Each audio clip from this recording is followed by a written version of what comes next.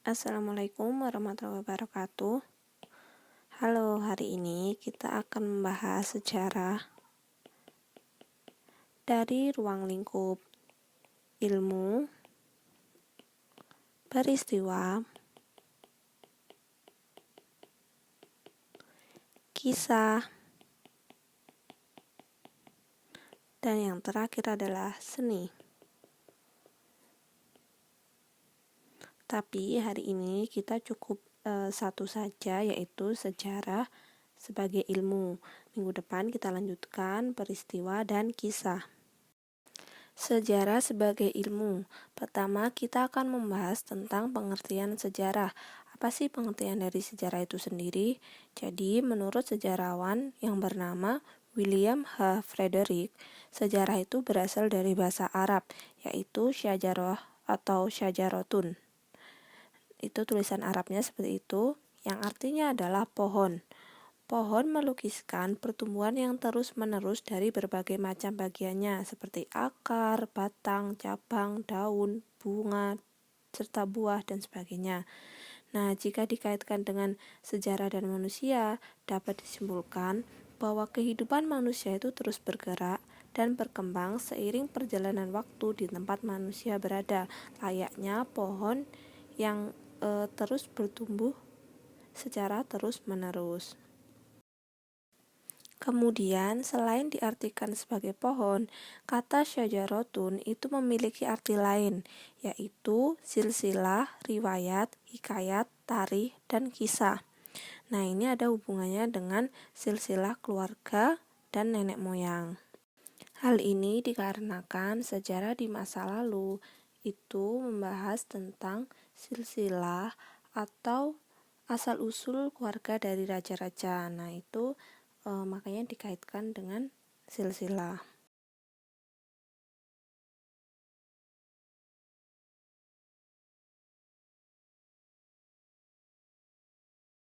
Adapun beberapa pengertian sejarah yang lain antara lain adalah yang pertama menurut Herodotus.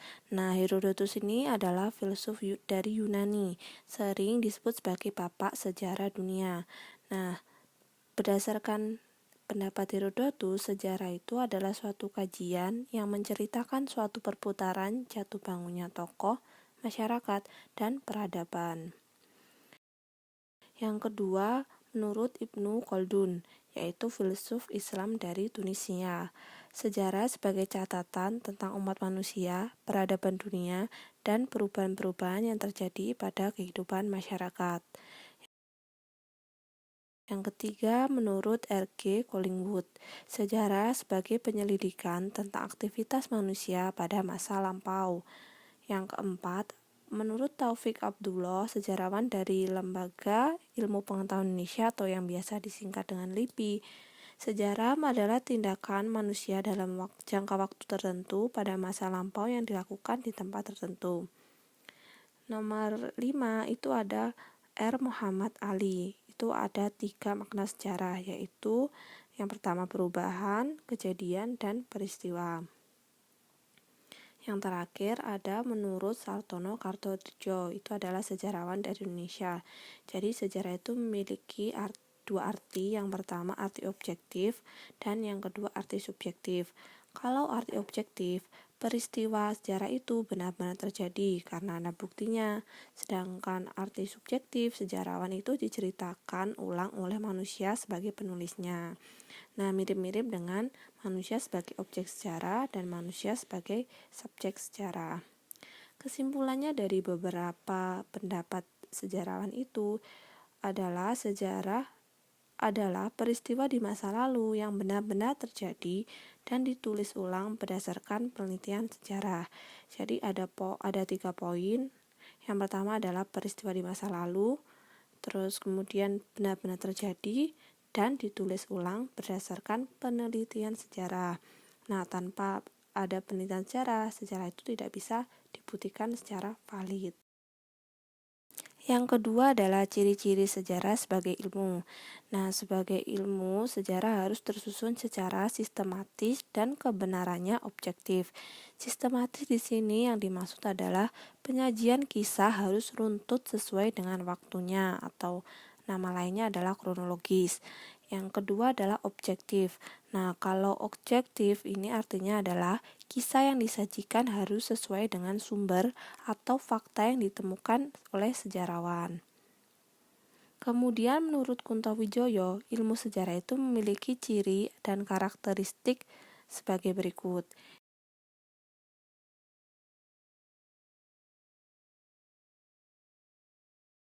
Yang pertama adalah bersifat empiris. Nah, empiris di sini artinya adalah pengalaman, berarti yang sudah dilakukan. Berarti bersifat empiris itu bergantung pada pengamatan dan pengalaman manusia yang direkam dalam dokumen baik tertulis maupun tidak tertulis. Jadi poinnya di sini adalah bergantung pada pengamatan dan pengalaman manusia. Kemudian yang kedua adalah mempunyai objek. Objek dari sejarah itu sendiri adalah aktivitas manusia dan masyarakat yang terjadi di masa lampau yang memiliki pengaruh bagi kehidupan manusia selanjutnya. Jadi ada 3 poin. Yang pertama, aktivitas manusia dan masyarakat. Yang kedua, waktunya di masa lampau. Dan yang ketiga adalah memiliki pengaruh bagi kehidupan manusia selanjutnya. Yang ketiga adalah mempunyai teori. Nah, teori ini berdasarkan pendapat yang didasarkan pada penelitian yang didukung oleh data dan argumentasi. Jadi, ilmu sejarah itu sudah ada penelitian sebelumnya, yang itu digunakan sebagai teori. Yang keempat adalah mempunyai generalisasi atau kesimpulan. Kesimpulan umum yang diperoleh sejarawan setelah melakukan penelitian dan rekonstruksi sejarah. Yang kelima adalah mempunyai metode. Metode ini adalah tahapan-tahapan dalam penelitian sejarah. Ketika sejarawan akan menyusun sejarah, itu perlu yang namanya metode atau tahapan-tahapan penelitian dalam sejarah. Menurut Kuntowijoyo itu ada 5 tahap. Yang pertama adalah pemilihan topik, yang kedua heuristik atau pengumpulan data, yang ketiga itu ada verifikasi atau kritik sumber, keempat ada interpretasi atau penafsiran, dan yang terakhir itu adalah historiografi atau penulisan sejarah.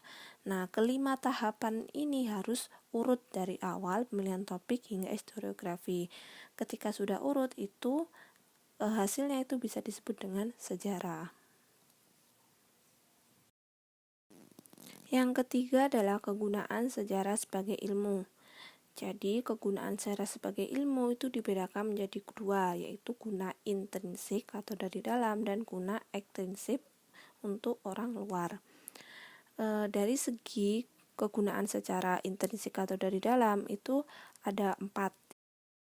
Yang pertama, sejarah sebagai ilmu. Nah, sejarah sebagai ilmu ini bersifat terbuka. Bagaimana artinya dari terbuka itu? Jadi, terbuka kepada siapapun yang ingin melakukan penelitian dan penulisan sejarah, selama cara kerjanya itu dapat dipertanggungjawabkan secara ilmiah. Yang dimaksud ilmiah di sini adalah melalui tahapan-tahapan dalam penelitian sejarah. Jadi, siapapun boleh melakukan penelitian sejarah asalkan melalui tahapan-tahapan penelitian sejarah. Yang kedua adalah sejarah sebagai pernyataan pendapat. Jadi, ketika seseorang menulis sejarah, berarti dia menuliskan pendapatnya dia sendiri. Nah, ini yang dimaksud sebagai sejarah sebagai sarana untuk pernyataan pendapat. Yang ketiga adalah sejarah sebagai cara mengetahui masa lampau atau masa lalu. Nah, yang dimaksudkan di sini sudah jelas. Jadi, ketika mempelajari sejarah itu berarti kita mengetahui bagaimana peristiwa yang terjadi di masa lalu. Nah, inilah yang membedakan antara sejarah dengan mitos. Kemudian yang terakhir adalah sejarah sebagai profesi atau pekerjaan. Nah, ada beberapa orang yang menjadikan sejarah itu sebagai profesi. Contohnya, pegawai di Dinas Purbakala, museum, monumen, balai kajian sejarah, kantor arsip, guru sejarah. Yang dimaksud di sini adalah penulis sejarah dan peneliti sejarah. Nah, itu sejarah beberapa orang yang menjadikan sejarah itu sebagai profesi atau pekerjaan. Selanjutnya adalah guna ekstrinsik atau guna untuk orang luar. Yang pertama adalah sejarah sebagai pendidikan moral. Nah, melalui sejarah kita bisa meneladani nilai-nilai moral yang positif dari tokoh-tokoh sejarah. Yang kedua, sejarah sebagai pendidikan penalaran. Nah, ini ada hubungannya tentang bagaimana cara menganalisis sejarah. Nah, ketika kita belajar sejarah, itu melatih kita untuk berpikir secara analitis sebab akibat. Jadi, ketika terjadi suatu peristiwa, itu mesti ada sebabnya dan juga mesti ada akibatnya nanti kemudian hari nanti. Nah, itu yang dimaksud dengan penalaran atau cara berpikir. Yang ketiga adalah sejarah sebagai pendidikan politik. Nah, ini mengenalkan kita tentang sejarah dan ideologi bangsa kita sendiri. Nah, di situ ada hubungannya dengan politik. Yang keempat, sejarah sebagai pendidikan kebijakan. Ketika akan membuat kebijakan baik pemerintah maupun lembaga, itu bisa mengamati sejarah terlebih dahulu sebelum membuat kebijakan tersebut. Maksudnya di sini agar kedepannya kebijakan itu bisa berdampak yang baik. Yang kelima adalah sejarah sebagai pendidikan perubahan. Nah, ketika di masa lalu itu sudah terjadi kesalahan, kita sebagai di masa sekarang itu tidak boleh mengulanginya lagi. Jadi kita harus berubah yang menjadi yang lebih baik. Nah, melalui sejarah itu kita manusia itu bisa belajar agar berubah menjadi lebih baik. Yang keenam itu sejarah sebagai pendidikan masa depan. Sejarah itu bisa memberi beberapa prediksi berdasarkan peristiwa yang pernah terjadi di masa lalu.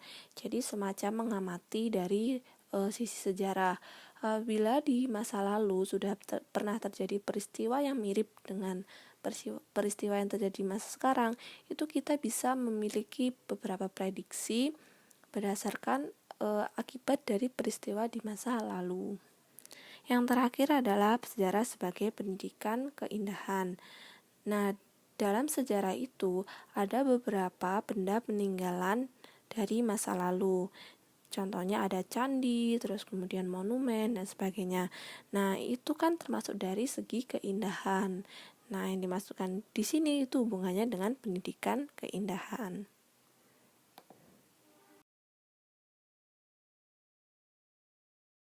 Terakhir adalah fungsi sejarah sebagai ilmu. Fungsi sejarah sebagai ilmu itu ada 3. Yang pertama fungsi rekreatif, fungsi inspiratif, dan fungsi instruktif. Pertama kita bahas fungsi rekreatif. Nah, sesuai dengan namanya yaitu rekreatif atau rekreasi. Jadi sebagai sarana hiburan. Ini bisa dilihat dari kunjungan ke beberapa peninggalan sejarah maupun museum. Nah, jadi peninggalan sejarah itu bisa digunakan untuk sarana rekreasi manusia. Yang kedua adalah fungsi inspiratif. Inspiratif itu erat hubungannya dengan menginspirasi atau meneladani. Jadi maksudnya di sini adalah kisah sejarah di masa lalu itu bisa menjadi sumber inspirasi dan motivasi maupun sebagai sumber teladan bagi generasi bangsa di masa kini maupun mendatang. Yang terakhir adalah fungsi instruktif. Apabila fungsi instruktif itu erat hubungannya dengan instruksi atau perintah. Nah, ini perintah untuk mendukung proses pembelajaran yang di sekolah. Seperti contohnya ketika kalian belajar sejarah di sekolah. Nah, itu termasuk dari fungsi instruktif. Jadi, kesimpulannya, ketika kalian mengunjungi suatu candi, itu masuk sebagai fungsi rekreatif. Ketika kalian membaca biografi suatu tokoh pahlawan, itu masuk kepada fungsi inspiratif. Sedangkan ketika kalian belajar sejarah di sekolah seperti sekarang ini, itu termasuk dari fungsi instruktif.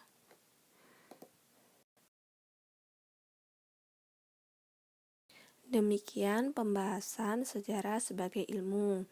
Terima kasih sudah menyimak maupun mendengarkan sampai akhir. Thanks for watching. Sampai jumpa di pertemuan selanjutnya.